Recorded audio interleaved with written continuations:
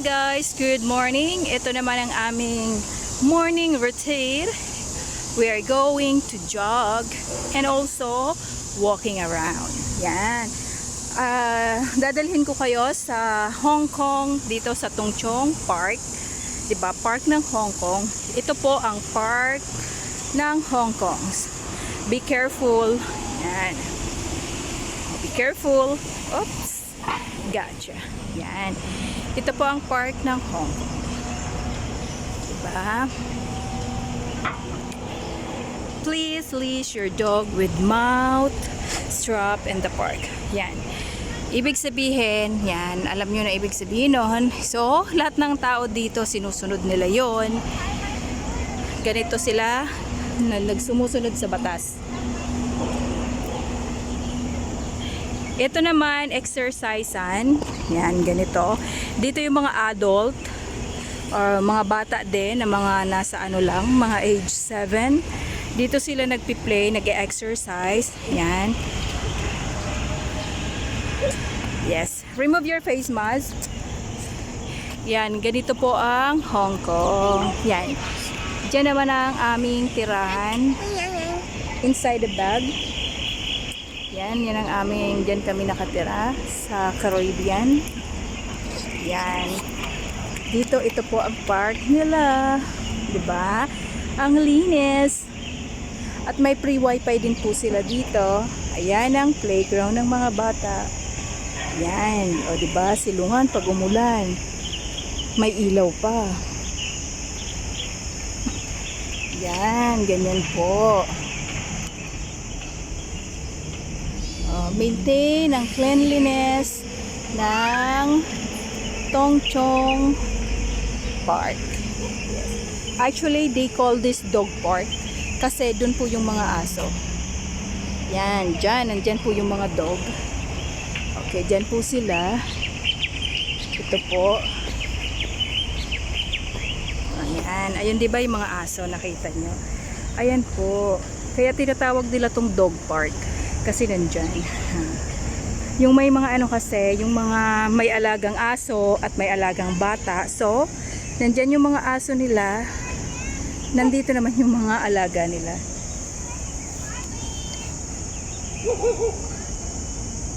Yan. Yan po. Diba? Mga bata, naglalaro sila dyan. Ganda ng park nila. Ng playground. At in fairness, malinis po talaga. Sinasanitize nila yan. Yan.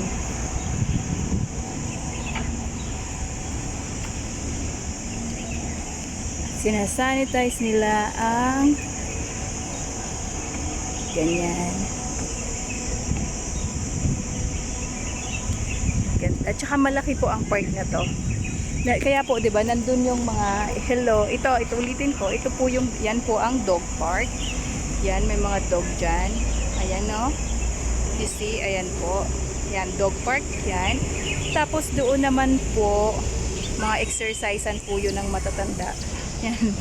Diyan sila nag-exercise. And this park sa mga bata naman, so kompleto. Pang family park. 'Di ba? Yung mga mahilig mag-outdoor, mag-exercise, jogging, nandito na po lahat. Kasi ito din po yung park na 'yon. Yan, see that? Ang ganda po, 'di ba? Green na green.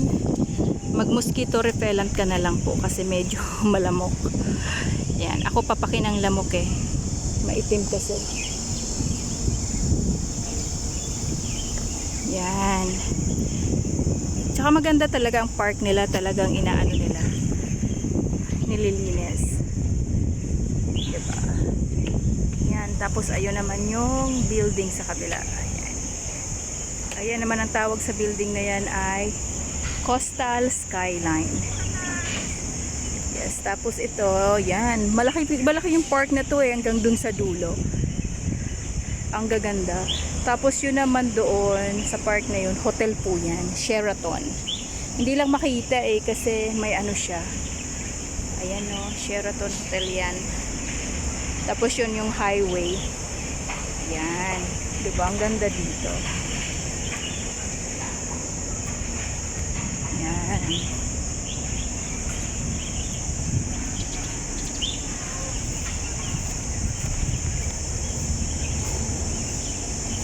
Yan. Oh, di ba ang ganda ng dog park, social. Social ang dog park. Ayan oh, dog park nga yan ang dog oh. Nako, wag mo kong kakagatin, my God. Pero okay lang kasi may ano naman siya eh. Takot ako eh, kagatin ako eh. Hindi. Sa Pilipinas kasi lang beses na akong kinagat aso eh. Oo. Pero ito may aso na, nawala. Ay, nawala na. Ah, okay. Mababait siya. Ah. Galing. Yan, di ba?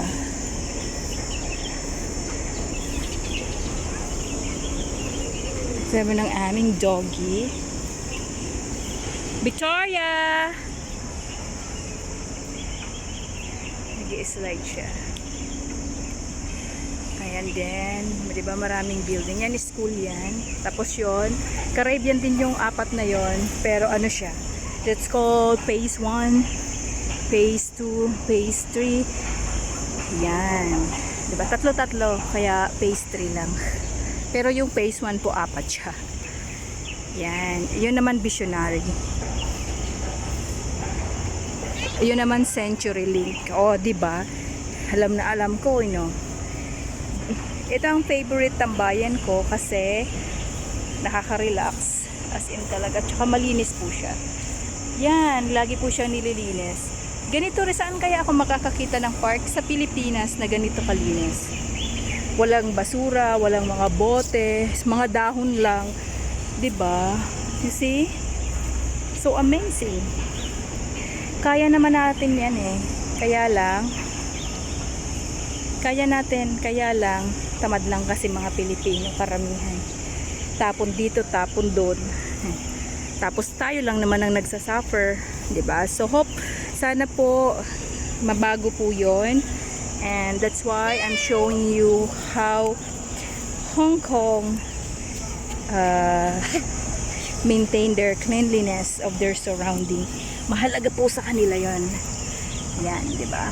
So, habang naglalaro siya doon, dito ka lang. Yan, kasi, ayun nakita nyo na yon, yung building na po yon. That's called Sheraton Hotel. Actually, it's 4 Point by Sheraton Hotel. Yan. Okay guys, thank you for watching. Don't forget to like and subscribe on my video, and please ring the bell for be updated of my next upload. Yes. Sana sa lahat ng makapanood nito sa Philippines na sana po ugaliin nating magtapo ng basura. Kung hindi po tayo magtatapo ng basura, kung saan kayo umupo, doon nyo lang po itatapon. Kasi mayroon naman po kasing lagayan ng tamang dapat lagyan ng basura. So hindi po yun dyan sa inupuan nyo, dyan na lang po. Except lang po pag umupo talaga kayo sa basurahan, pwede. So tayo lang po ang makakatulong sa ating bayan para sa kalinisan ng Pilipinas, lalo na po sa mga park like Lunita Park, saan pa ba? Ang dami yata park eh. Kaya lang hindi kasi ako masyado nag-stay ng Philippines, pero makikita ko po talaga yung kaibahan ng cleanliness ng Philippine country sa ibang bansa. Kasi po ang mga tao po kasi sa ibang bansa, it's not about kahigpitan ng government nila, nagpa-follow po sila sa rules and regulation ng government. And sana po sa Philippines ganon din. Wag nyo pong i-blame yung government or kung sino man mga nakaupo, because that is your responsibility as Filipino citizen to clean your country and your surroundings. So, pag malinis po ang park, automatic naman po sana magkusa na rin lang po tayo na linisin po ang ating kapaligiran by our own. Hindi na po kailangan ng government or whatever. So, do it na lang po. Tayo na po ang gagawa nun. So, thank you guys and hope you like my video, and I love you and spread love and happiness to everyone guys. Pray for all and na sana okay na po ang lahat. So thank you guys. You see how beautiful it is kapag makita mong walang mga bote-bote. So thanks guys, see you next again. I will tour you with my another park of Hong Kong. Ipapakita ko rin po sa inyo yung magagandang view, magagandang ano dito sa Hong Kong. And talagang makikita nyo kung gaano kalinis din ang Hong Kong. And yung mga tao dito kung gaano ka-discipline. So, thank you guys and see you again for my next video. Bye-bye! Spread love everyone and smile always and think positive. Bye-bye!